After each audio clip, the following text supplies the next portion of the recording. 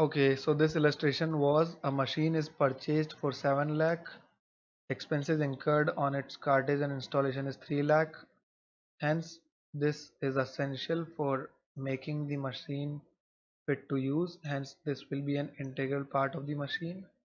So the total amount of machine is 10 lakh. Amount of depreciation at 20%.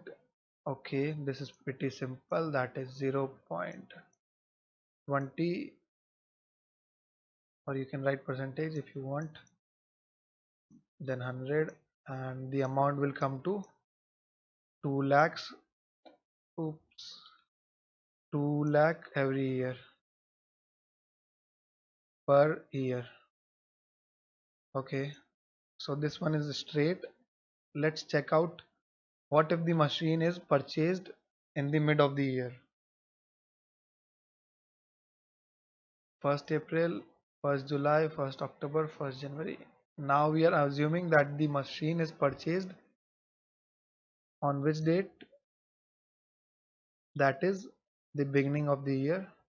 So this one is right here, 1st April. Okay, 2 lakhs per year. And let's calculate for July month. So 2 lakh was for 12 month. Hence, for how many months? Since July to March, July 12 to March 13.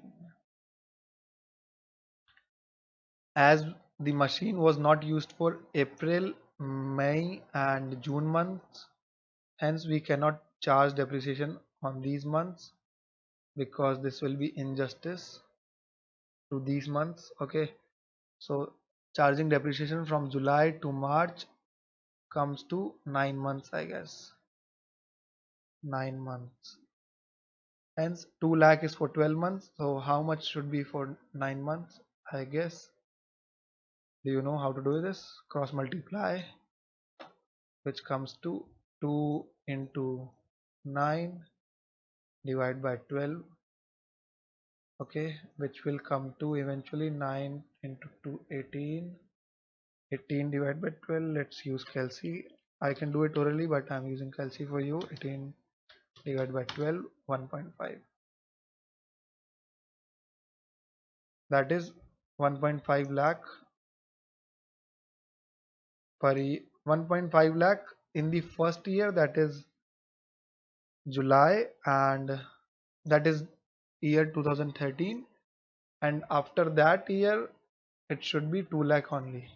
Okay, and let's see how are they doing it. Yeah, they are also doing the same way. They are doing it like 10 lakh. Okay, 10 lakh. Oops, 10 lakh into 20% divided by 12 months multiply by 9 months.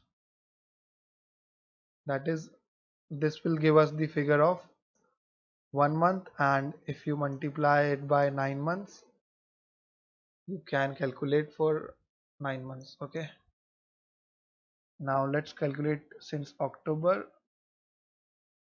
as we have missed April, May, June, July, August, September, October. Okay, so how many months are only left? October 1 month, November 2 month, December 3 month, January 4 month, March 5, or oops, February 5, and March 6. Okay, so 6 months only.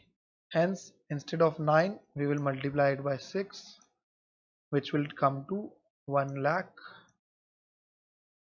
And let's see this one. That is January. January should be, okay, I'll remove them. January, for January, only 3 months are left. That is 10 lakh into 20% divided by 12. bracket into 3 months. Hence, this should be 50,000 only. Okay. So you might be wondering that why are they charging 50,000 only? Because we have not used the machine from April 12 to December 2012. Hence, for the year 2013, only 50,000 will be charged, and for the year 2014, whole amount 2 lakh will be charged. Why? Because we are using the machine 2 lakh every year. I'll show you how this works. Like I'll write the years here. Wait, 2013, 14, 15, 16, 17. Okay, I guess this will be enough. The value of the asset is how much? 10 lakhs.